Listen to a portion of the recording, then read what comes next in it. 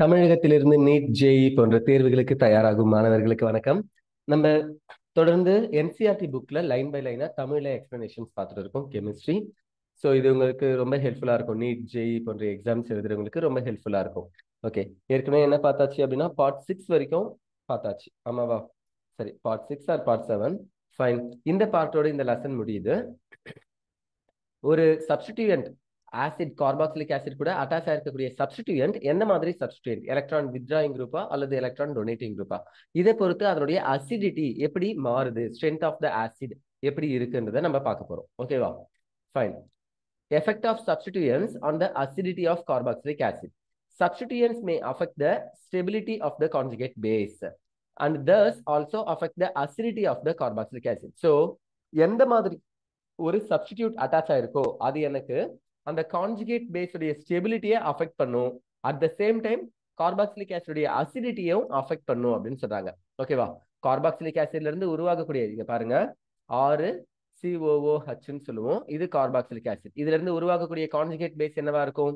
RCOO minus இருக்குமா, plus H plus. இதுக்கு பேர் தான் கான்ஜுகேட் பேஸ். ஆசிட்ல இருந்து கிடைக்கிறதுனால கான்ஜுகேட் பேஸ்ன்னு சொல்றோம். இந்த கான்ஜுகேட் பேஸ் உடைய ஸ்டெபிலிட்டி அதிகமா இருக்குமா கம்மியா இருக்குமா? ஓகேவா? ரெண்டாவது, இந்த கார்பாக்சிலிக் ஆசிட் அசிடிட்டி இது எந்த அளவுக்கு H பிளஸ் கொடுக்கும். இந்த ரெண்டுமே எதை பொறுத்ததுன்னா இங்க அட்டாச் ஆயிருக்கிற குரூப்பை பொறுத்ததுன்னு சொல்றாங்க. ஆறுன்றது அல்கைல்னு இல்ல, இது ஏதோ ஒரு குரூப். அது எலக்ட்ரானை டொனேட் பண்ணக்கூடிய குரூப்பா இருக்கலாம் அல்லது எலக்ட்ரானை வித்ட்ரா பண்ணக்கூடிய குரூப்பா இருக்கலாம். எந்த மாதிரி குரூப்பா இருக்கும்? எலக்ட்ரானை கொடுத்துச்சுன்னா அப்ப அசிடிட்டி கம்மியாகும், எலக்ட்ரானை வாங்கிக்கிச்சுன்னா அசிடிட்டி அதிகமாகும். இப்படிதான் நம்ம பார்க்க போறோம். இதை நான் உங்களுக்கு ஸ்ட்ரக்சரா எழுதும் போது இன்னும் நல்லா புரியும் நான் நம்புறேன். பாருங்களேன், electron withdrawing group increases the acidity. Example, இங்க ஒரு NO2 பிளஸ் எழுதுறேன், நைட்ரோனியம் அயான் இல்லையா? இந்த NO2 ஒரு கார்பன் கூட அட்டாச் ஆயிருக்கு, CH2. அது கூட ஒரு COOH இருக்கு. ஃபைன். இதுதான் கார்பாக்சிலிக் ஆசிட். இந்த கார்பாக்சிலிக் ஆசிட்ல இருக்கிற H பிளஸ்ஸா போச்சுன்னா அப்ப நம்ம அதை ஆசிட்னு சொல்லுவோம். எப்போ H பிளஸ்ஸா போகும்? இந்த ஆக்சிஜன் கிட்ட இருந்த எலக்ட்ரானை, ஐ மீன் ஆக்சிஜனுக்கும் ஹைட்ரஜனுக்கும் இருக்கிற எலக்ட்ரானை ஆக்சிஜன் தன் பக்கமா இழுத்துக்குச்சுன்னா, அப்படி எடுத்துக்கிச்சுன்னா ஆக்சிஜன் மைனஸ் ஆகும், then carbon become carbon plus. Oxygen electronegative தான், அது எலக்ட்ரானை வேணும்னு சொல்லும், கரெக்ட் தான். ஆனா இந்த பக்கம் இருந்து மட்டும்தான் எடுக்குமானா, இங்கேயும் கார்பன் இருக்கு, கார்பன் கிட்ட கார்பனுக்கும் ஆக்சிஜனுக்கும் இருக்கிற பாண்டை கூட அதுல இருக்கிற எலக்ட்ரான்ஸையும் ஆக்சிஜன் பிடிச்சி எடுக்கும், கரெக்டா? ஃபைன். இங்க இன்னொரு கார்பன் இருக்கு, பிரைமரி கார்பன், ஆல்பா கார்பன் சொல்லுவோம். இந்த கார்பனு 2 ஹைட்ரஜனை வச்சுட்டு இருக்கு, பிளஸ் இங்க NO2 குரூப் இருக்கு. ரொம்ப முக்கியமான விஷயம், ஹைட்ரஜன் இருக்கு. Hydrogen are always donating electron. இங்க 2 ஹைட்ரஜன் இருக்குன்னா 2 ஹைட்ரஜனும் எலக்ட்ரானுக்கு டொனேட் பண்ணும். ஆனா இந்த நைட்ரோ குரூப் இருக்கு இல்லையா, NO2, it is electron withdrawing group. இந்த எலக்ட்ரான் வித்ட்ராயிங் குரூப் என்ன பண்ணும்னா எலக்ட்ரானை அது கிட்ட வேணும்னு சொல்லி எடுத்துக்கும். அப்படி எலக்ட்ரானை கார்பன் கிட்ட இருந்து நைட்ரோ குரூப் எடுத்துக்கிச்சுன்னா கார்பனுக்கு எலக்ட்ரான் கம்மியா இருக்கும், அது இந்த கார்பன் கிட்ட இருந்து எலக்ட்ரானை எடுக்கும். அப்ப இந்த கார்பனுக்கு எலக்ட்ரான் கம்மியா இருக்கும், அது ஆக்சிஜன் கிட்ட இருந்து எலக்ட்ரானை எடுக்கும். ஆக்சிஜனுக்கு ஏற்கனவே எலக்ட்ரானை எலக்ட்ரான் வேணும்னு நினைக்குது, கார்பன் வேற எலக்ட்ரானை கேட்கறதுனால சீக்கிரமா இந்த ஆக்சிஜன் ஹைட்ரஜன் எலக்ட்ரானை எடுத்துக்கிட்டு என்ன பண்ணிடும்? H பிளஸ் ரிலீஸ் பண்ணும். எப்போ ஒரு H பிளஸ் சீக்கிரமா எனக்கு கிடைக்குதோ அது மோர் ஆசிட் அப்படின்னு அர்த்தம், ஸ்ட்ராங் ஆசிட் அப்படின்னு அர்த்தம். புரியுதா என்ன சொல்றேன்? ஃபைன். இதே இடத்துல பாருங்க, ஒரு அல்கைல் தான் ஆட் பண்றேன், CH3 CH2 COOH. ஓகே, இப்போ இந்த H தான் H பிளஸ்ஸா போகணும், அப்படின்னா எலக்ட்ரான் வந்து ஆக்சிஜனுக்கு வந்து O மைனஸ் ஆகணும். பட் இங்க பாருங்க, இங்க ஒரு மெத்தில் இருக்கு இல்லையா? அந்த மெத்தில வேணா நான் கொஞ்சம் பிரிச்சு எழுதுறேன். ஓகே, சோ ஒரு கார்பன், அது கூட 3 ஹைட்ரஜன் இருக்கு, இங்க 2 ஹைட்ரஜன் இருக்கு. இப்போ இங்க வரைக்கும் இந்த CH2COOH அப்படின்றது இங்கேயும் இருந்துச்சு, பட் எக்ஸ்ட்ரா இங்க நைட்ரோ குரூப் இருந்துச்சு. இங்க என்ன இருக்கு? மெத்தில்னு CH3ன்னு ஒரு குரூப் இருக்கு. It is electron releasing group or electron donating group அப்படின்னு சொல்லுவோம். அப்போ இந்த ஹைட்ரஜன் H பிளஸ்ஸா இருக்குன்னு நினைக்கும், இந்த ஹைட்ரஜன் இது எல்லாமே H பிளஸ்ஸா இருக்குன்னு நினைச்சுன்னா எலக்ட்ரானை யாருக்கு கொடுக்கும்? கார்பனுக்கு கொடுக்கும். அப்ப இந்த கார்பன் என்ன பண்ணும்னா பக்கத்துல இருக்கிற இந்த கார்பனுக்கு எலக்ட்ரானை கொடுக்கும். So they are electron donating nature. இந்த கார்பன் எலக்ட்ரானை கொடுத்துச்சுன்னா இந்த ஹைட்ரஜன்லாம் எலக்ட்ரானை கொடுக்கும், இந்த மெத்திலும் எலக்ட்ரானை கொடுக்கறதுனால this carbon donates electron to the carbonyl. இந்த CO குரூப்புக்கு கார்போனைல் தான் எப்பயுமே CO பிளஸ்ஸா இருக்கும்.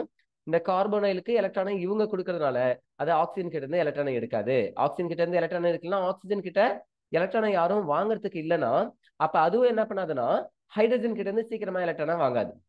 ஹைட்ரஜன் கிட்ட இருந்து எலக்ட்ரானா வாங்கலனா இந்த ஹைட்ரஜன் என்னவா போக முடியாதுன்னா H+ போக முடியாது. ஹைட்ரஜன் கிட்ட இருந்து எலக்ட்ரானா வாங்கினாதான் H+ மாறி வெளியில போகும். H+ போனா புரோட்டானா போனாதான் அதை நம்ம ஆசிட்னு சொல்லணும். இங்கதான் எலக்ட்ரானை டொனேட் பண்றதுக்கு வேற ஒருத்தவங்க இருக்காங்களே, அதனால இங்க சீக்கிரமா H+ போகாது. அப்ப இதனுடைய அசிடிட்டி எப்படி இருக்கும் அப்படின்னா ஆசிட் ஸ்ட்ரென்த் எப்படி இருக்குன்னா வீக்கா இருக்கும், கம்மியா இருக்கும். சொல்றது புரியுதா? அப்போ ஒரு electron donating group or electron releasing group வந்தா அங்க ஆசிட் ஸ்ட்ரென்த் கம்மி ஆகுது.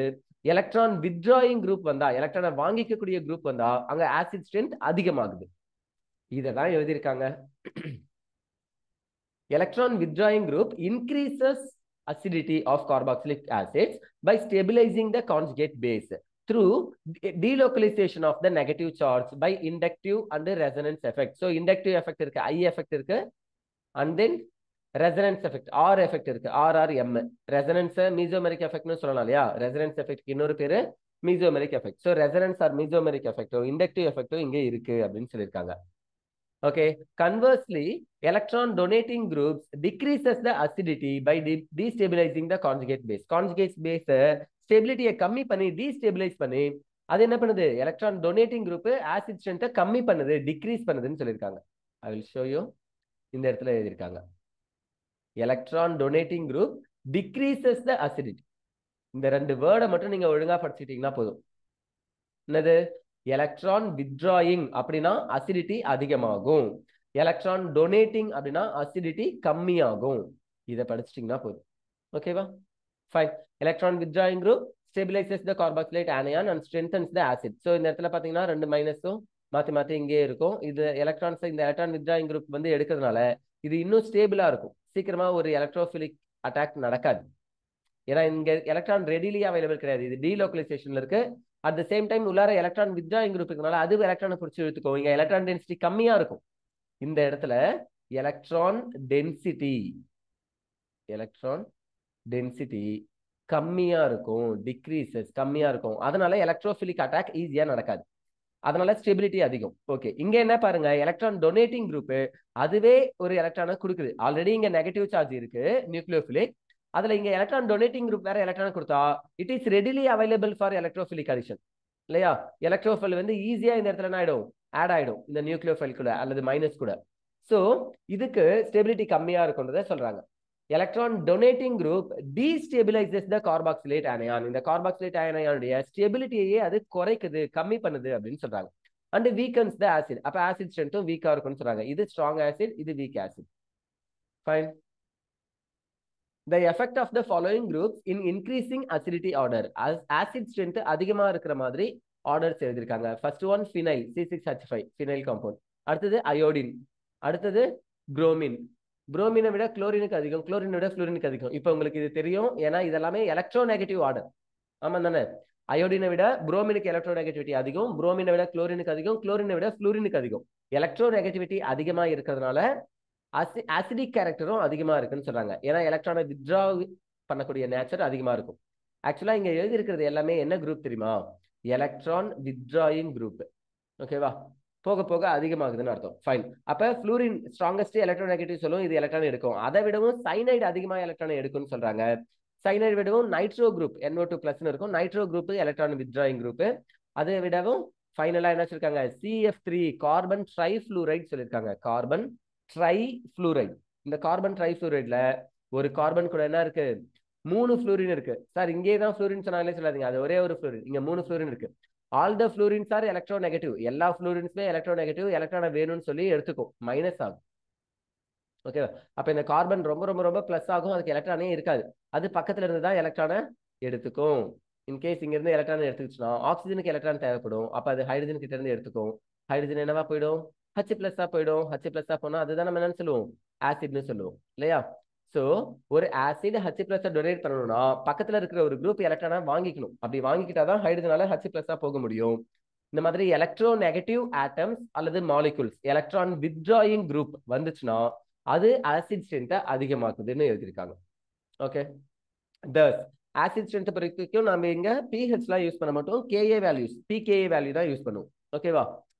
ஏற்கனவே நம்ம இதை லாஸ்ட் லெக்சர்லயே பார்த்தோம். The following acids are arranged in order of increasing acidity based on a pKa value. pKa வேல்யூல யாருக்கு அசிடிட்டி அதிகம்ன்றதை இன்க்ரீசிங் ஆர்டர்ல எழுதியிருக்காங்க.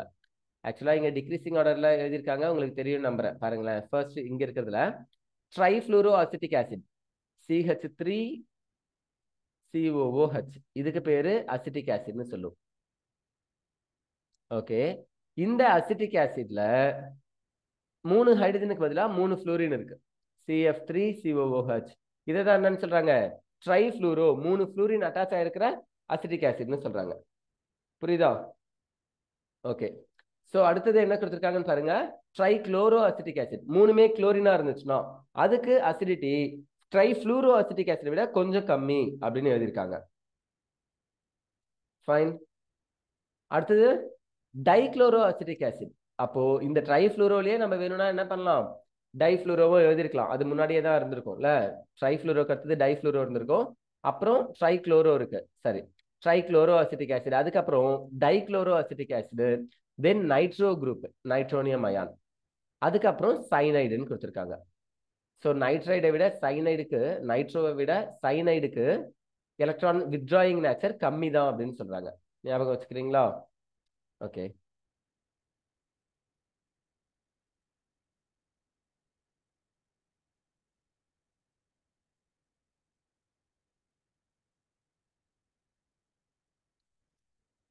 ஃபைன். சாரி, ஒரு சின்ன ஒர்க். அடுத்தது என்ன கொடுத்துருக்காங்க பாருங்க, கண்டினியூட்டியில மோனோஃப்ளூரோ அசிட்டிக் ஆசிட், அதாவது ஒரே ஒரு ஃப்ளூரின் இருக்கக்கூடிய அசிட்டிக் ஆசிட் எழுதியிருக்காங்க. சைனைடுக்கு அடுத்தது தான் ஒரு ஃப்ளூரின் இருக்கிற அசிட்டிக் ஆசிட், அதுக்கப்புறம் ஒரு குளோரின் இருக்கிற அசிட்டிக் ஆசிட், ஒரு புரோமின் இருக்கிற acetic acid. Fine. And then லாஸ்டா என்ன எழுதிருக்காங்கன்னா ஃபார்மிக் ஆசிட் எழுதியிருக்காங்க. இது எல்லாமே ஆசிட் ஸ்ட்ரென்த்ல வரக்கூடியதா. அதுக்கப்புறம் பாருங்க, மோனோக்ளோரோ, மோனோப்ரோமோ இதெல்லாம் எழுதுனதுக்கு அப்புறம் இதுல அசிட்டிக் ஆசிட் ஒரு ஆல்பா கார்பன்ல இதெல்லாம் இருக்கு, அது உங்களுக்கு புரியும் நினைக்கிறேன். கார்பாக்சிலிக் ஆசிடுக்கு பக்கத்துல இருக்கிற கார்பன் ஆல்பா கார்பன். ஆல்பா கார்பன்ல தான் நம்ம இவ்வளவு நேரம் பார்த்துட்டு இருந்தோம், இங்க இருக்கிற எல்லாமே ஆல்பா கார்பன்ல இருக்கு, ஃபார்மிக் ஆசிட் வரைக்கும். அடுத்தது என்ன இருக்குன்னு பாருங்க, பீட்டா கார்பன்ல குளோரின் இருக்கு, தெரியுதா? இது கார்பாக்சிலிக் ஆசிட், இது ஆல்பா கார்பன், பக்கத்துல இருக்கிறது பீட்டா கார்பன். பீட்டா கார்பன்ல ஒரு குளோரின் இருக்கு. இந்த மாதிரி பீட்டா கார்பன்ல குளோரின் இருந்தா அதுக்கு இன்னும் ஆசிட் ஸ்ட்ரென்த் கம்மி அப்படின்னு சொல்லியிருக்காங்க. தென் பென்சாயிக் ஆசிட், பென்சோயேட்டா இருக்கும் இல்லையா, benzoic acid, benzyl carboxylic acid அப்படின்னு சொல்லுவோம், அல்லது ஃபினைல் அசிட்டிக் ஆசிட்னு சொல்லலாம்.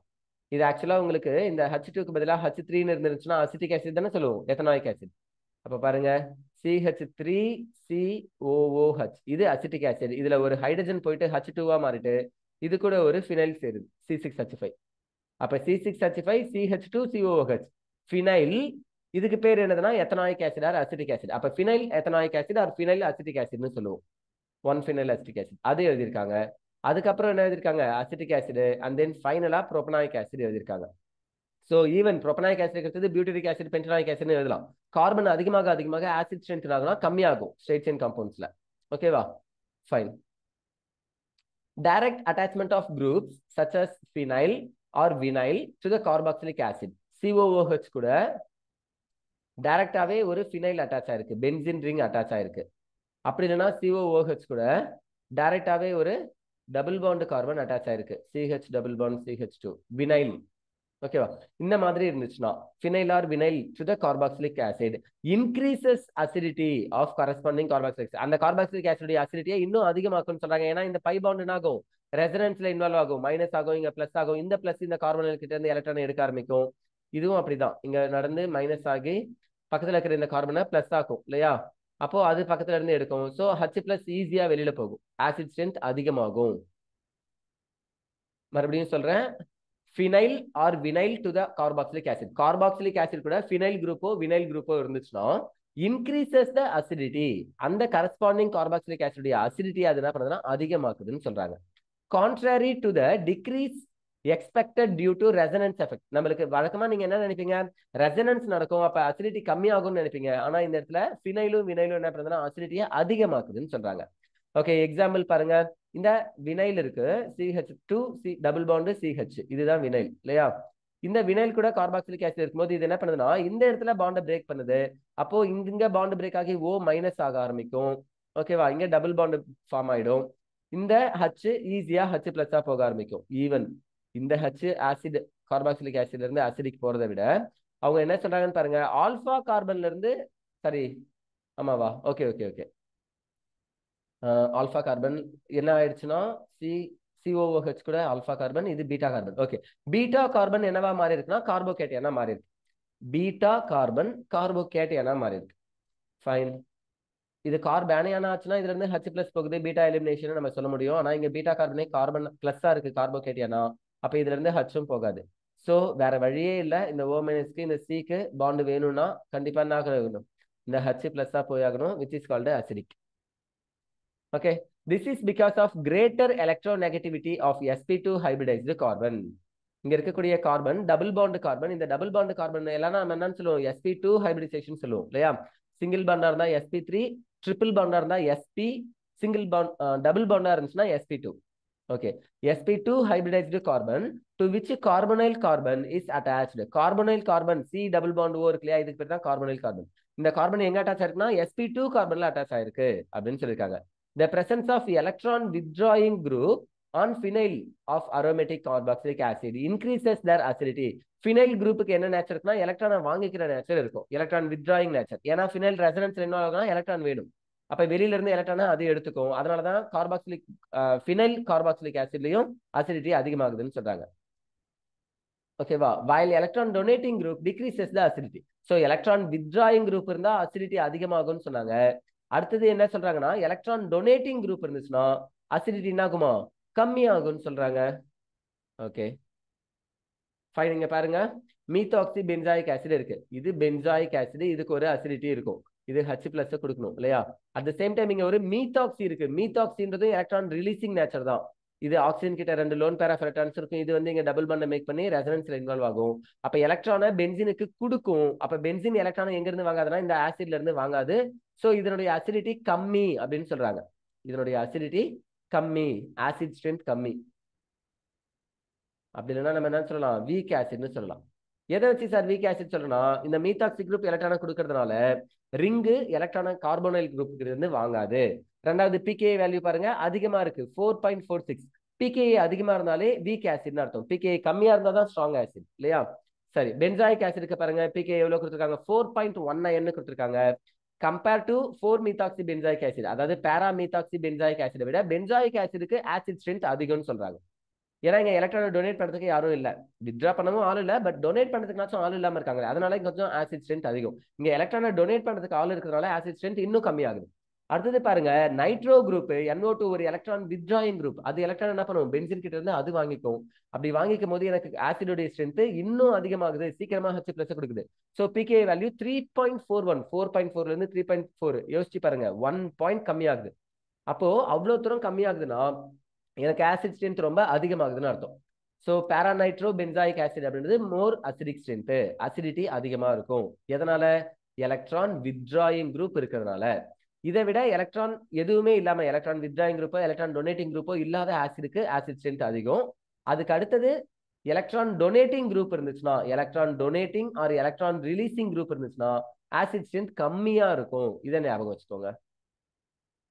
ஃபைன். ஒரே விஷயத்தை தான் திரும்ப திரும்ப அரைச்சமாவே அரைக்கிற மாதிரி தோணலாம், புக்ல என்ன இருக்கோ அதை தான் நான் சொல்லிட்டு இருக்கேன். ஸோ அவங்க புக்ல அப்படிதான் அரைச்சிருக்காங்க, நம்மளும் அரைக்கலாம். Reactions involving cleavage of COH bond. இவ்வளோ நேரம் நம்ம என்ன பார்த்துட்டு இருந்தோம்னா 8.9.1ல COH, ஆக்சிஜனுக்கும் ஹைட்ரஜனுக்கும் C இருக்கு, O இருக்கு, அதுக்கப்புறம் ஆக்சிஜனுக்கும் ஹைட்ரஜனுக்கும் இருக்கிற பாண்ட் பிரேக் ஆகுற மாதிரி நம்ம பார்த்துட்டு இருந்தோம் ரியாக்ஷன் மெக்கானிசம்ஸ். இப்போ என்ன பார்க்க போறோம்னா சிக்கும் OHக்கும் நடுவுல பாண்ட் பிரேக் ஆக போகுதுன்னு சொல்றாங்க, கார்பனுக்கும் ஹைட்ராக்சிக்கும் நடுவுல பாண்ட் பிரேக் ஆக போகுது. Carboxylic acid on heating with mineral acid such as sulfuric acid or with phosphorus pentoxide give corresponding anhydride. என்ன சொல்றாங்க, ஏதாவது ஒரு mineral acid, hydrochloric acid, HNO3, nitric acid, sulphuric acid, இந்த மாதிரி ஏதாவது ஒரு mineral acid such as sulfuric acid or with P2O5, phosphorus pentoxide, which is a powerful dehydrating agent. ஞாபகம் வச்சுக்கோங்க, டீஹைட்ரேட்டிங்னா தெரியும் இல்லையா, வாட்டர் மாலிகுலை ரிமூவ் பண்ணக்கூடிய agent, powerful dehydrating agent. Okay.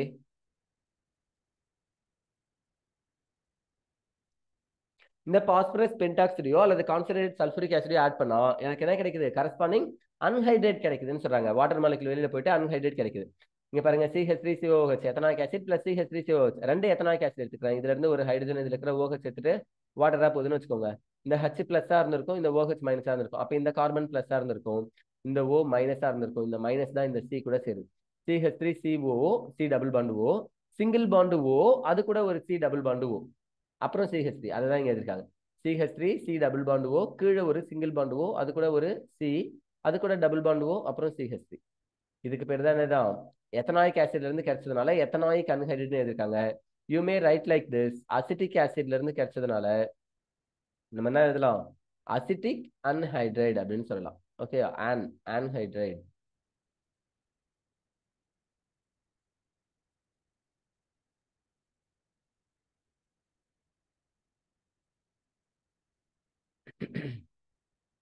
Okay, அடுத்தது என்ன கொடுத்துருக்காங்கன்னு பாருங்க, எஸ்டெரிஃபிகேஷன். எஸ்டர் ஃபார்ம் ஆகக்கூடிய ரியாக்ஷனுக்கு பேர் தான் எஸ்டெரிஃபிகேஷன். இது நம்ம ஏற்கனவே ஒரு தடவை பார்த்தோம் இதே சாப்டர்ல. Fine. Carboxylic acid are esterified with alcohols or phenols in the presence of mineral acids such as concentrated sulfuric acid or hydrochloric acid gas as a catalyst. Hydrogen chloride ன்னு சொல்லிருக்காங்க. ஹைட்ரோக்ளோரிக் ஆசிட் சொல்லக்கூடாது, கேஸா இருந்துச்சுன்னா hydrogen குளோரைடுன்னு சொல்லணும்.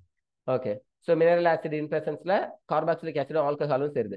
இந்த ஆல்கஹால்ல இருந்து ஹைட்ரஜனும் carboxylic ஆசிட்ல இருந்து OHும் சேர்ந்து எனக்கு என்னவா போகுது அப்படின்னா வாட்டரா போகுது. அப்ப ரிமைனிங் H பிளஸ்ஸா போச்சுன்னா RO மைனஸா இருக்கும்.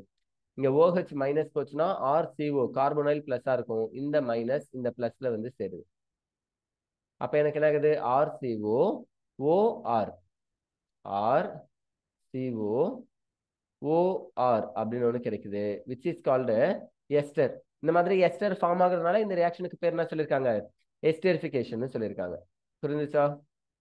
ஓகே, மெக்கானிசம் ஆஃப் எஸ்டர்னு கொடுத்துருக்காங்க. ஸோ இது வேணும்னா கமெண்ட்ல சொல்லுங்க, நம்ம இதை தனியா ஒரு வீடியோவா போடலாம். இதுன்னு இல்ல, என்னென்ன மெக்கானிசம்ஸ்லாம் வேணும்னு நினைக்கிறீங்களோ அது எல்லாத்தையும் சொல்லுங்க. மெக்கானிசம் அப்படின்னு சொல்லிட்டு ஒரு வீடியோ ஒன்று போட்டுடலாம். ஓகேவா? சரி, எதுக்காக நான் இதை சொல்றேன்?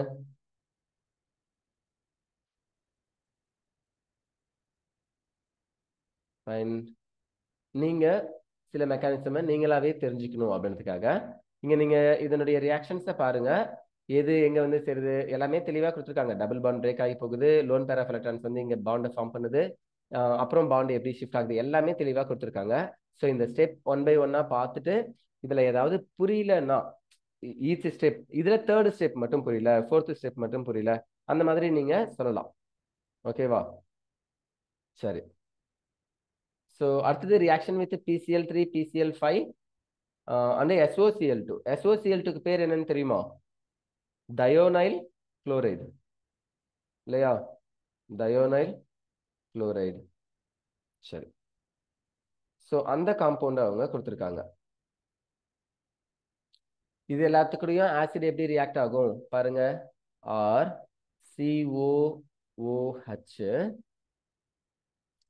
இது கூட PCl5 சேரப்போகுது.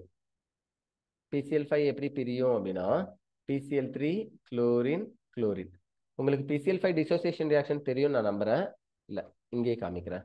இங்க பாருங்க, PCl5 gives PCl3 plus Cl2. ஆக்சுவலா உங்க டெக்ஸ்ட் புக்ல என்ன இருக்கும் அப்படின்னா PCl2 PCl3 plus Cl2 phosphorus trichloride கூட 2 குளோரினை ஆட் பண்ணா எனக்கு PCl5 ஃபார்ம் ஆகும். இதுதான் PCl5 உடைய ப்ரிப்பரேஷனே. PCl5 ஃபார்ம் எப்படி ஃபார்ம் பண்றது, ஃபார்மேஷன் ஆஃப் PCl5 என்னன்னு கேட்டா PCl3 plus Cl2 phosphorus trichloride கூட ஒரு குளோரின் மாலிகுலர் குளோரின் கேஸை பாஸ் பண்ணா எனக்கு பாஸ்பரஸ் பென்டாக்ளோரைட் கிடைக்கும்னு சொன்னாங்க. அப்ப பாஸ்பரஸ் பென்டாக்ளோரைட் திரும்ப டிசோசியேஷன் ஆச்சுன்னா இப்படி தானே தெரியும், PCl3 ஆகும் Cl2 ஆகும். ஸோ ஒரு PCl3 எழுதிருக்கேன், அப்புறம் 2 குளோரின் தனித்தனியா எழுதிருக்கேன். இப்போ இந்த இடத்துல பாண்ட் இப்படி பிரேக் ஆச்சுன்னா HCl எடுத்துக்கிட்டு HCl போகும், பிளஸ் PCl3O எடுத்துக்கிட்டு POCl3 பாஸ்பரஸ் ஆக்சிக்ளோரைட், பாஸ்பரஸ் ஆக்சி OXY ஆக்சிக்ளோரைடு அப்படின்னு ஒன்று ஃபார்ம் ஆகும். பிளஸ் ரொம்ப முக்கியமானது என்னது, RCO அசைல் அப்படின்னு ஒன்று கிடைக்குது. RCOக்கு பேர் என்னது? அசைல். இன்கேஸ் இங்க CH3 இருந்துச்சுன்னா அசிடைல்னு சொல்லுவேன். RCO அது கூட ஒரு Cl இருந்துச்சுன்னா அசைல் ஹாலைட் கிடைக்குது. தெரியுதா? ஓகே, இதேதான் இன்கேஸ் PCl3 எடுத்துக்கிட்டாலும் கிடைக்குமா, SOCl2 எடுத்துக்கிட்டாலும் கிடைக்குமா பார்க்கலாமா? ஃபைன். பாருங்க, carboxylic acid plus PCl5 gives RCOCl, acyl halide plus phosphorus oxychloride POCl3 plus HCl. Okay. Second one அதே மாதிரி தான். இந்த இடத்துல 3 CO பாண்ட் பிரேக் ஆக போகுது, சிக்கும் OHக்கும் இருக்கிற பாண்ட் பிரேக் ஆக போகுது. ஆனா 3 தடவை எடுத்துக்கிட்டேன், அப்போ 3 O இருக்கும், 3 H இருக்கும். இந்த PCl3ல இருக்கிற 3 குளோரின் 3 RCO கூட சேர்ந்து 3 RCOCl அசைல் ஹாலைடை ஃபார்ம் பண்ணிடுச்சு. அப்போ ஒரே ஒரு பாஸ்பரஸ் மட்டும் மீதி இருக்கும். கரெக்டா? இதுதான் H3PO3, O3HPH3ன்னு எழுதுறீங்க. இது it's just a mirror of H3PO3. கரெக்டா? நீங்க ஒழுங்கா எழுதினாலே எங்களுக்கு புரியாது, நீங்க ஏன் சார் மிரர் எழுதுறீங்க? அப்புறம் வித்தியாசமா எழுதினாதான் நீங்க வித்தியாசமா யோசிக்க ஆரம்பிப்பீங்க. இது எப்படி வரும், அது எப்படி வரும், இதுவும் அதுவும் ஒன்னா இல்லையான்னு. இல்ல, உங்களுக்கு ஃபார்முலாவை எப்படி மாத்தி மாத்தி கேட்டாலும் எப்படி சொன்னாலும் உங்களுக்கு அதை புரிஞ்சுக்க தெரியணும். அதுக்கு நான் கொஞ்சம் சில இடங்கள்ல தப்பா அல்லது மாத்தி வித்தியாசமா எழுதுவேன். அப்படி எழுதுறத நீங்க என்ன பண்ணணும், என்ன ஃபார்முலாவை இவர் இந்த மாதிரி எழுதுறாருன்னு கரெக்டா கண்டுபிடிக்கணும். நான் சொன்னதுக்கு அப்புறம் நீங்க ஆமா இல்ல அப்படின்னு சொல்லக்கூடாது. நீங்களே நான் எழுதும் போதே என்ன பண்ணணும், அவர் இதை தாண்டா அதுவா எழுதுறாரு அப்படின்னு தெரிஞ்சுக்கணும். ஃபைன். இப்போ பாஸ்பரஸ் ஆசிட் கிடைக்குது. ஓகே. அடுத்தது கார்பாக்சிலிக் ஆசிட் கூட டயோனைல் குளோரைடு சேர்க்கிறோம். பாருங்க, ஒரு SO, அது கூட 2 Cl, டயோனைல் குளோரைடு அது சல்போனைல் குளோரைடு. SOCl2 நம்ம என்னன்னு சொல்லலாம், சல்போனைல் குளோரைடு அப்படின்னு சொல்லுவோம். ஓகே. இன்கேஸ் SO2Cl2 அப்படின்னு இருந்துச்சுன்னா, SO அப்படின்னு இல்லாம SO2Cl2ன்னு இருந்துச்சுன்னா, அப்போ அதுக்கு பேர் என்ன அப்படின்னா சல்பியூரைல் குளோரைடுன்னு சொல்லணும். என்ன சொல்லணும், sulphuryl chloride. So sulphonyl chloride, sulphuryl chloride ரெண்டுத்தையும் வித்தியாசம் பார்த்துக்கோங்க. சரியா? ஃபைன். அடுத்தது பாருங்க, இந்த சல்போனைல் குளோரைடு கூட ரியாக்ட் ஆகும்போது ஒரு HCl எடுத்துட்டு HCl போகுது. இங்க RCO அப்படின்றது அசைல் ஹாலைடா போயிடும். SO ஒரு ஓவை எடுத்துட்டு என்னவா போகுதான், SO2 சல்பர் டை ஆக்சைடு கேஸா போகுது. இங்க HCl போகுது, இங்க SO2 போகுது. அப்போ எப்படி டார்சன் மெத்தட்ல அல்கைல் ஹாலைடை ப்ரிப்பேர் பண்ணும்போது நான் ப்ரிப்பேர் பண்ணணும், அதே மாதிரி தான் இங்கேயும் டயோனைல் குளோரைடு ஆட் பண்றதை டார்சன் சொல்லலாம். இன் பிரசன்ஸ் ஆஃப் பிரிடின் இருந்துச்சுன்னா அப்ப நம்ம இந்த மெத்தட் என்ன சொல்லலாம், டார்சன் மெத்தட் அப்படின்னு சொல்லலாம். ஆனா அல்கைல் ஹாலைடு ப்ரிப்பேர் ஆகுவாங்க, இங்க அசைல் ஹாலைட் ப்ரிப்பேர் ஆகுது. பட் இந்த மெத்தடை ஏன் டார்சன் மெத்தட், ஐ மீன் டார்சன் லைக் மெத்தட் அப்படின்னு சொல்லலாம்னா, இங்கேயும் எனக்கு ஒரு காம்பவுண்ட் பியூர் காம்பவுண்டா கிடைக்குது. நான் பியூரிஃபை பண்ணணும்னு அவசியமே இல்லை. இதை எடுத்துக்கிட்டு இது இம்பியூரா இல்ல, பியூராவே இருக்கு. எப்படி? ஏன்னா sulphur dioxide gas volatile, ஆவியாகி போயிடும். ஹைட்ரோகுளோரிக் ஆசிடும் ஹைட்ரஜன் குளோரைடு கேஸா தான் இருக்கு, அதுவும் ஆவியாகி போயிடும். அப்ப இதெல்லாம் எஸ்கேப் ஆயிடுச்சுன்னா நான் இதை பியூரிஃபை பண்ணணும்னு அவசியம் இல்லை. கிடைக்கிற காம்பவுண்டே எப்படி இருக்கும், பியூரா இருக்கும். Fine. Reaction with ammonia. Ammonia கூட கார்பாக்சிலிக் ஆசிட் எப்படி ரியாக்ட் ஆகும்னு சொன்னாங்க. ஃபர்ஸ்ட் அமோனியா ஒரு லீவிஸ் பேஸ், அது நல்லா தெரிஞ்சு வச்சிருக்கணும். அமோனியா ஒரு லீவிஸ் பேஸ். அப்போ இது இந்த ஹைட்ரஜனை எடுத்துக்கிட்டு NH4+ மாறிடும் அமோனியம். அதுக்கப்புறம் அது இது கூட சேர்ந்து அமோனியம் அசிட்டேட்டை உருவாக்குது. அசிட்டிக் ஆசிட் அமோனியம் அசிட்டேட் அப்படின்னு ஒரு காம்பவுண்டை உருவாக்குது. தென் இதுல இருந்து வாட்டர் மாலிகுல் வெளில போயிட்டு இந்த H4ல இருந்து 2H ஒரு ஓவை எடுத்துட்டு வாட்டரா போயிட்டு CONH2 அமைடு ஃபார்ம் ஆகுதுன்னு சொல்றாங்க. அசிட்டிக் ஆசிட் இருந்து கிடைச்சதுனால அசிட்டமைடுன்னு எழுதிருக்காங்க. பட் இது என்னது, ஒரு அமைடு. ஓகேவா? ஃபைன். நீங்க படிச்சிருக்கலாம் முன்னாடி, நம்ம இதே சாப்டர்ல கார்பாக்சிலிக் ஆசிட் ப்ரிப்பரேஷன்ல, அதாவது ஒரு போன லெக்சர்லயே நம்ம பார்த்தோம். என்ன பார்த்தோம், சைனைடை எடுத்துக்கிட்டு RCN, சைனைடு ஆர் நைட்ரேட் எடுத்துட்டு ஹைட்ராலிசிஸ் பண்ணா அமைடு கிடைக்கும், RCONH2 கிடைக்கும். அமைடை எடுத்துக்கிட்டு ஹைட்ராலிசிஸ் பண்ணா ஆசிட் கிடைக்கும்னு சொன்னோம். கரெக்டா? அதை தான் இங்க தலைக்கீழ கொடுத்துருக்காங்க. ஓகே. அடுத்தது கார்பாக்சிலிக் ஆசிட் இருக்கு, பென்சாயிக் ஆசிட். இந்த பென்சாயிக் ஆசிட் கூட அமோனியாவை சேர்க்கிறாங்க. The same thing ammonium benzoate அப்படின்னு ஒரு காம்பவுண்ட் கிடைக்குது. அமோனியம் பென்சோயேட், இதுல இருந்து ஒரு ஹைட்ரஜனை NH3 எடுத்துட்டு NH4+ மாறி பென்சோயேட் கூட சேர்ந்துருக்கு. அதுல இருந்து வாட்டர் மாலிகுல் வெளியில போச்சுன்னா 2H ஒரு ஓவர் எடுத்துட்டு வாட்டரா போச்சுன்னா CONH2 அமைடு ஃபார்ம் ஆகும். பென்சின் கூட இருக்கிறதுனால இது என்ன சொல்றேன்னா பென்சமைடு அப்படின்னு சொல்றாங்க. அதாவது அசிட்டிக் ஆசிட்ல இருந்து கிடைச்சதுனால அசிட்டமைடு, பென்சாயிக் ஆசிட்ல இருந்து கிடைக்கிறதுனால பென்சமைடு அப்படின்னு சொல்றாங்க. ஈஸியா இருக்கா? ஓகே. சோ அடுத்தது என்ன எழுதிருக்காங்க, Gabriel phthalimide reaction or Gabriel phthalimide synthesis எழுதிருக்காங்க. நேம் இங்க கொடுக்கல, போல கட் ஆயிடுச்சான்னு தெரியல. ஓகே. சோ இப்போ இதுல பாருங்க, இதுக்கு பேரு தாலிக் ஆசிட், THALEIC, தாலிக் ஆசிட். ஓகே. இந்த தாலிக் ஆசிட் எடுத்துக்கிட்டு இ வருமான்னு தெரியல. தாலிக் ஆசிட் எடுத்துக்கிட்டு அமோனியா கூட ட்ரீட் பண்றேன். எனக்கு என்ன ஆகுது, இங்க ஒரு ஹைட்ரஜன் அமோனியா கூட சேர்ந்து 2 டைம்ஸ். ஆர்கானிக்கை பொறுத்த வரைக்கும் பேலன்ஸ் பண்ணணும்னு அவசியம் இல்லை. ஜஸ்ட் ரியாக்டன்ட் அண்ட் ப்ராடக்ட் தெரிஞ்சு வச்சுக்கோங்க. NH3 அமோனியா ஒரு ஹைட்ரஜன் கூட சேர்ந்து NH4 அமோனியம் பிளஸ் உருவாக்குது. அதே மாதிரி இன்னொரு ஹைட்ரஜன் அமோனியா கூட சேர்ந்து அமோனியம் உருவாக்குது. அப்ப நம்ம என்னன்னு சொல்லணும், அமோனியம் டேலேட் அப்படின்னு சொல்லணும். 2 கேட்டையான் ஃபார்ம் ஆயிருக்கனால அமோனியம் டேலேட் அப்படின்னு சொல்றாங்க. அடுத்தது இதுல இருந்து வாட்டர் மாலிகுல் போச்சுன்னா 2H ஒரு ஓ எடுத்துட்டு வாட்டரா போகும், 2H ஒரு எடுத்துட்டு வாட்டரா போகும், 2 பக்கமும் அமைடு ஃபார்ம் ஆகும். கரெக்டா? CONH2 CONH2 தேலமைடு அப்படின்னு ஒன்று ஃபார்ம் ஆகுது. டாலிக் ஆசிட்ல இருந்து டால் அமைடு, அமைடு தானே CONH2, அப்ப அமைடு தான் ஃபார்ம் ஆகுது. அதுக்கு அடுத்தது இது என்னவா மாறுதுன்னா இமைடா மாறுது. இமைடுன்னு அர்த்தம் NHன்னு மட்டும் இருந்துச்சுன்னா இமைடு. கரெக்டா? சோ இந்த மாதிரி ஒன்னா எப்படி மாறுதுன்னு பாருங்க. வாட்டர் சாரி அமோனியா கேஸ் இதுல இருந்து ரிலீஸ் ஆகுது. ஒரு NH2 இங்க இருக்கிற ஒரு H எடுத்துட்டு NH3 அமோனியாவா போச்சுன்னா இந்த NHக்கு இந்த CO-க்கும் பாண்ட் ஃபார்ம் ஆகுது. சோ பாருங்க CO NH CO, ஒரு NH2ல இருந்து ஒரு H போச்சு, ஒரு NH2வே போயிடுச்சு. ரெண்டும் சேர்ந்து NH2 கூட H சேர்ந்தா NH2 plus H gives NH3. அப்படிதான் அமோனியா போச்சுன்னு சொல்றாங்க. ஓகே, ரிமைனிங் என்ன கிடைச்சிருக்கு, டாலிமைடு கிடைச்சிருக்கு. இமைடு IMIDE டாலிமைடு கிடைச்சிருக்கு. புரியுதா? இந்த ரியாக்ஷனுக்கு பேர் என்னது, Gabriel phthalimide reaction. Gabriel. Okay, Gabriel phthalimide synthesis அப்படின்னு சொல்லலாம். ஏன்னா டாலிமைடை ப்ரிப்பேர் பண்றோம், கேப்ரியல் டாலிமைடு சிந்தசிஸ் அப்படின்னு சொல்லலாம். சரி, reaction involving COOH group. So முன்னாடி என்ன சொன்னாங்கன்னா ஆக்சிஜனுக்கும் ஹைட்ரஜனுக்கும் இருக்கிற பாண்ட் பிரேக் ஆகும்னு சொன்னாங்க. அடுத்தது கார்பனுக்கும் ஹைட்ராக்சிக்கும் நடுவில் இருக்கிற பாண்ட் பிரேக் ஆகும்னு சொன்னாங்க. இப்போ என்ன சொன்னாங்கன்னா ஓவராலா இந்த கார்பாக்சிலிக் ஆசிடே ரியாக்ஷன்ல இன்வால்வ் ஆகுதுன்னா அப்போ எப்படிலாம் இருக்கும்னு சொல்றாங்க. First one reduction. ஆசிட் எடுத்துட்டு ரிடக்ஷன் பண்ணா உங்களுக்கு தெரியும், பிரைமரி ஆல்கஹாலை ஆக்சிடேஷன் பண்ணா ஆல்டிஹைட், ஆல்டிஹைடு ஆக்சிடேஷன் பண்ணா ஆசிட். ஸோ அதுதான் தலைக்கீழ் எழுதிருக்காங்க ரிடக்ஷனா. ஆசிட் எடுத்துட்டு ரிடக்ஷன் பண்ணா ஃபர்ஸ்ட் ஆல்டிஹைடா மாறும், ஆல்டிஹைடை ஃபர்தரா ரிடக்ஷன் பண்ணா ஆல்கஹாலா மாறும், பிரைமரி ஆல்கஹாலா மாறும். சரியா? இதை ஸ்ட்ராங் ரெடியூசிங் ஏஜென்ட்டை வச்சு பண்றதுனால எடுத்த உடனே அவங்க ஃபர்ஸ்ட் ஸ்டெப்ல ஆல்கஹால்னு எழுதிருக்காங்க. Carboxylic acid are reduced to primary alcohol by lithium aluminum hydride or better with diborane.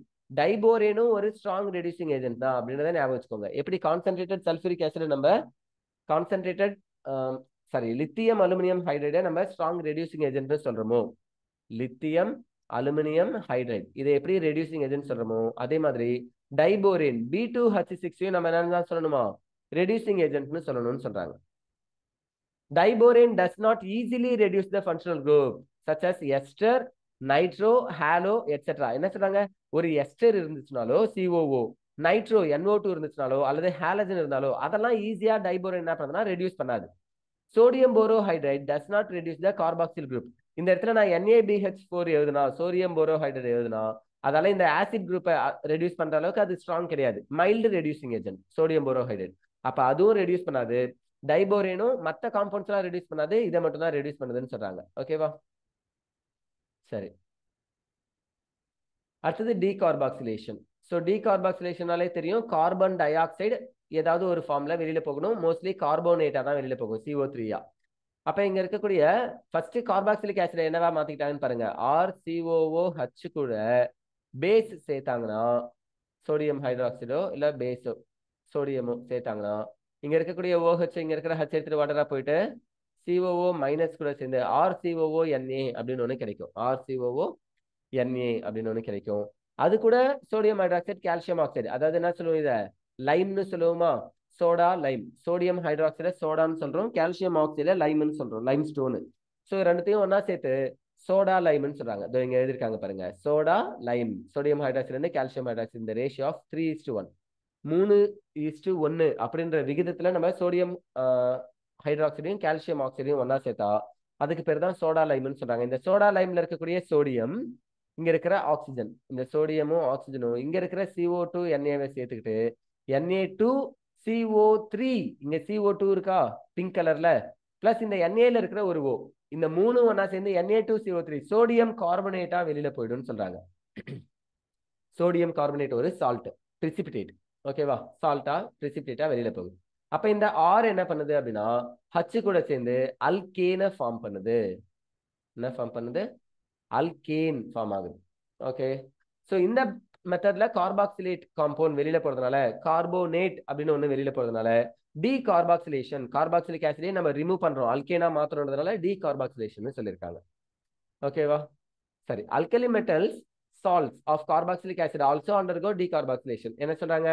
இங்க சோடியம் இருக்கு, அதே இடத்துல லித்தியமோ பொட்டாசியமோ வேற ஏதாவது ஒரு alkali metals இருந்தாலும் அது decarboxylation இன்வால்வ் ஆகும்னு சொல்றாங்க. On the electrolysis of their aqueous solution and form hydrocarbons having twice the number of carbon atoms. ரொம்ப முக்கியமான விஷயம், எத்தனை கார்பன் இருக்கோ அந்த மாதிரி 2 மடங்கான கார்பன் ஆட்டம் இருக்கக்கூடிய ஹைட்ரோகார்பன் கிடைக்கும்.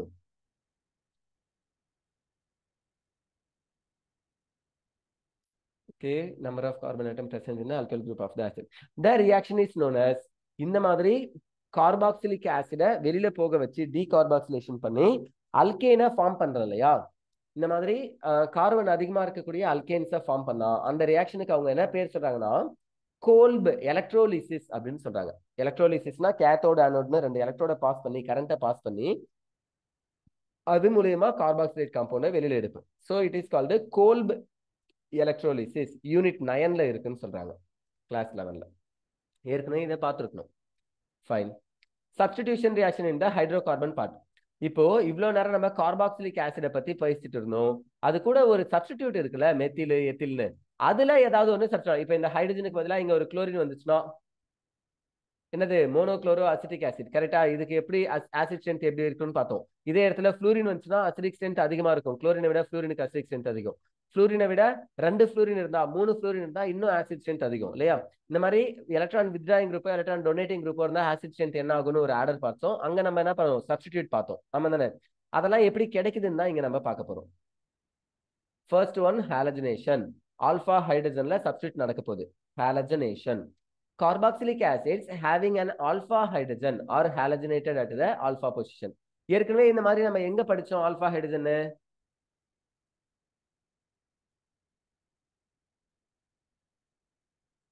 ஞாபகம் இல்லையா? Aldol condensation. இதே சாப்டர் தான்.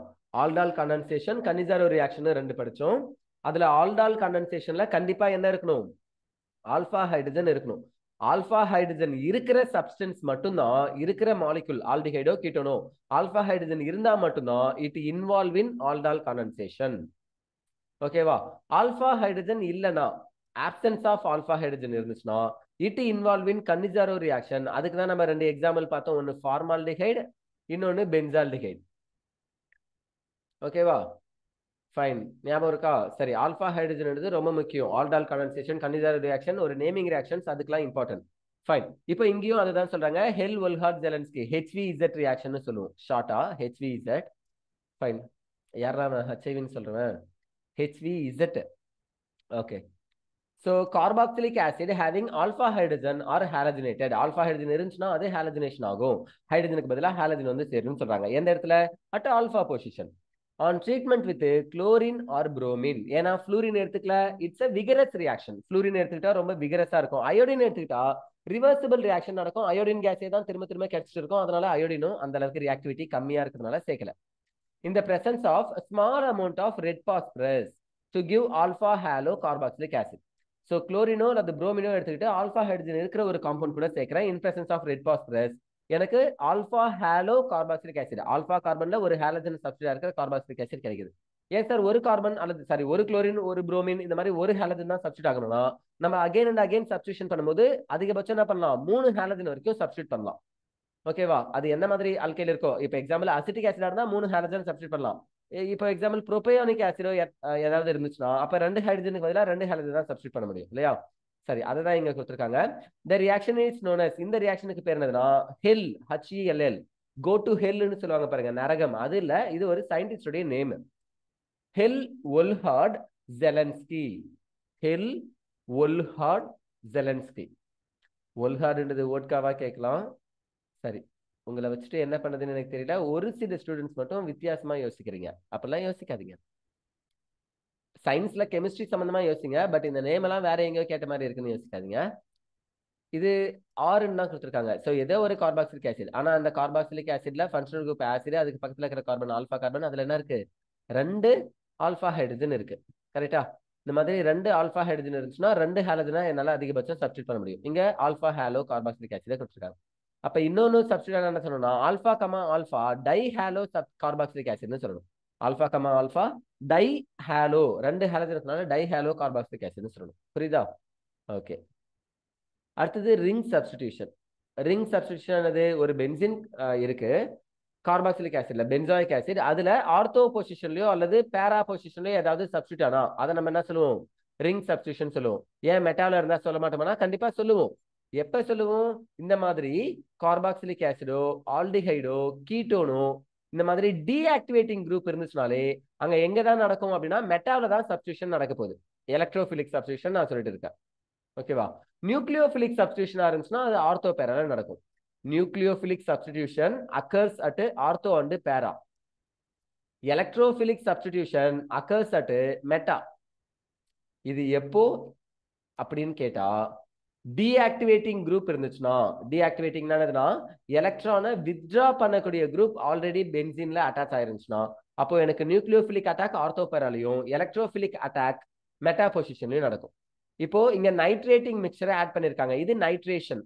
NO2 பிளஸ்னு ஒன்று வந்து ஆட் ஆகும் நைட்ரோனியம் அயன். அப்போ ஒரு எலக்ட்ரோஃபைல் எங்க வந்து சேரும்னு சொல்லியிருக்காங்க? மெட்டால தானே சேரும்னு சொல்லியிருக்காங்க. அதனாலதான் மெட்டா நைட்ரோ பென்சாயிக் ஆசிட் கிடைக்குது. புரோமினேஷன் பண்றாங்க, ஒரு Br பிளஸ் வந்து சேரும் எலக்ட்ரோஃபைல். அது வந்து மெட்டால சேர்ந்து மெட்டா புரோமோ பென்சாயிக் ஆசிட். அப்ப meta nitro benzoic acid, meta bromo benzoic acid, மெட்டால தான் சப்ஸ்டிடியூஷன் நடக்குது. இதை ஞாபகம் வச்சுக்கோங்க. சரியா? Aromatic carboxylic acid undergo electrophilic substitution reaction in which the carboxyl group act as a deactivating and meta-directing group. என்ன சொல்றாங்க? இந்த கார்பாக்சிலிக் குரூப் இருக்கு இல்லையா, பென்சின் கூட அட்டாச் இருக்கிற கார்பாக்சிலிக் குரூப், அது ஒரு டீஆக்டிவேட்டிங் குரூப்பா இருக்கு. பென்சினுக்கு எலக்ட்ரானை கொடுக்காது, அங்க இருந்து வாங்கும். அதனால டீஆக்டிவேட்டிங். மெட்டா டைரக்டிங் குரூப் எலக்ட்ரானை வாங்குறதுனால எலக்ட்ரான் டென்சிட்டி ஆர்த்தோ பேரால கம்மியா இருக்கும். அதனால மெட்டாவில் ஓரளவுக்கு டென்சிட்டி, எலக்ட்ரான் டென்சிட்டி அதிகமா இருக்குன்னு சொல்லல, ஆர்த்தோ பேரால எலக்ட்ரான் டென்சிட்டி ரொம்ப கம்மியா இருக்கும். அதை கம்பேர் பண்ணும்போது மெட்டால ஓரளவுக்கு இருக்கும். அதனாலதான் மெட்டாவில் எலக்ட்ரோஃபைல் போய் சேருதுன்னு சொல்றாங்க. Thus, however, do not undergo Friedel-Crafts reaction. ரொம்ப முக்கியமான விஷயம், இந்த மாதிரி எலக்ட்ரான் வித்ட்ராயிங் குரூப் இருந்துச்சுன்னா அது லீவிஸ் ஆசிட் கூட சேர ஆரம்பிச்சிடும். அதனால இது என்ன பண்ணாது? Friedel-Crafts அசிட்டலேஷன், Friedel-Crafts அல்கைலேஷன், இந்த மாதிரி Friedel-Crafts ரியாக்ஷன்ல இன்வால்வ் ஆகாதுன்னு சொல்றாங்க. Friedel-Crafts அததான் Friedel-Crafts சொல்றேன். ஓகேவா? சரி. Because of carboxyl group is deactivating and the catalyst aluminum chloride Lewis acid gets bonded to the carboxylic acid. ரொம்ப புரிஞ்சுக்கணும். கார்பாக்சிலிக் ஆசிட் அந்த டீஆக்டிவேட்டிங் குரூப் கூடயே நான் ஆட் பண்ற லீவிஸ் ஆசிட் போய் சேர்ந்துடும். அதனால அது ஒரு காம்ப்ளெக்ஸை ஃபார்ம் பண்ணிடும். ஸோ எனக்கு என்ன நடக்காது? எலக்ட்ரோஃபிலிக் சப்ஸ்டிடியூஷன் நடக்காதுன்னு சொல்றாங்க. ஸோ Friedel-Crafts ரியாக்ஷன் அல்லது லீவிஸ் ஆசிட் இன் பிரசன்ஸ்ல நடக்கக்கூடிய எந்த ரியாக்ஷனுமே எதுல நடக்காது? இந்த மாதிரி டீஆக்டிவேட்டிங் குரூப் பென்சின்ல இருந்துச்சுன்னா நடக்காது அப்படின்னு ஞாபகம் வச்சுக்கோங்க. சரியா? பக்கா. அடுத்தது பாருங்க, யூசஸ் ஆஃப் கார்பாக்சிலிக் ஆசிட். இந்த லெசன் பேரு aldehyde ketone carboxylic acid. Aldehyde பத்தி, கீட்டோன் பத்தி preparation, physical properties, chemical properties எல்லாத்தையும் பார்த்துட்டு தான் கார்பாக்சிலிக் ஆசிடுக்கு வந்தோம். கார்பாக்சிலிக் ஆசிடுடைய ப்ரிப்பரேஷன், ப்ராப்பர்ட்டிஸ் எல்லாத்தையும் பார்த்துட்டு இப்ப லாஸ்டா எங்க வந்திருக்கோம்? யூசஸ்க்கு வந்திருக்கோம். ஓகே. ஸோ மெத்தனாயிக் ஆசிட், அதாவது formic acid. Methanoic acid is used in rubber, textile, dyeing, leather and electroplating industries.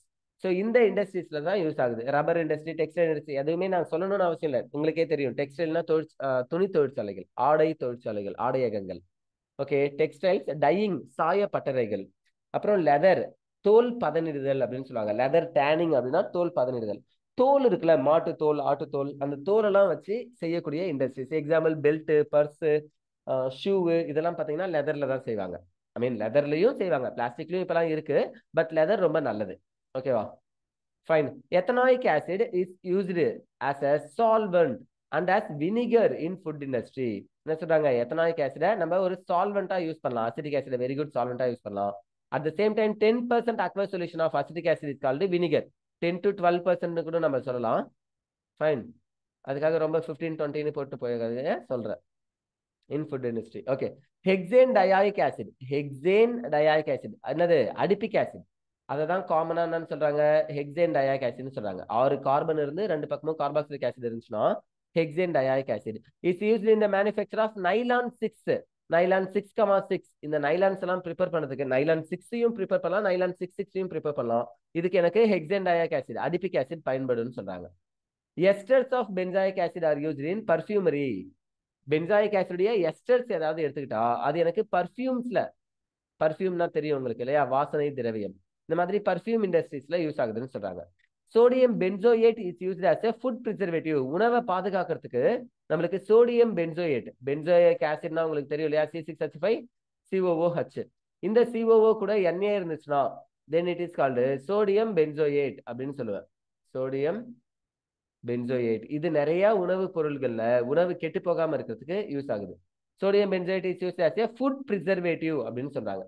Higher fatty acids are used for the manufacture of soap and detergents. So soap டிட்டர்ஜென்ட்லாம் தயாரிக்கிறதுக்கு நம்மளுக்கு fatty acids தேவை. அதாவது higher number of C18 17க்கு மேல இருக்கக்கூடிய carboxylic acid எஸ்டர்ஸ் ஃபார்ம்ல இருந்துச்சுன்னா அதை தானே ஃபேட்டி ஆசிட்ஸ்னு சொல்லுவேன். அதை வச்சு சாப்போனிஃபிகேஷன் சோப்பையும் ப்ரிப்பேர் பண்ணலாம், கேண்டில் கூட ப்ரிப்பேர் பண்ணலாம், கேண்டிலேஷன் ரியாக்ஷன்ஸ். ஓகேவா, இங்க சோப்பு டிட்டர்ஜென்ட்லாம் ப்ரிப்பேர் பண்ணலாம் அப்படின்னு சொல்லியிருக்காங்க. அது பொட்டாசியமா சோடியமா நான் என்ன மெட்டீரியல் எடுத்துக்கணும் அதை பொறுத்து soft soap or hard soap, அதாவது சோப்பு ஆர் டிட்டர்ஜென்ட் கிடைக்கும்.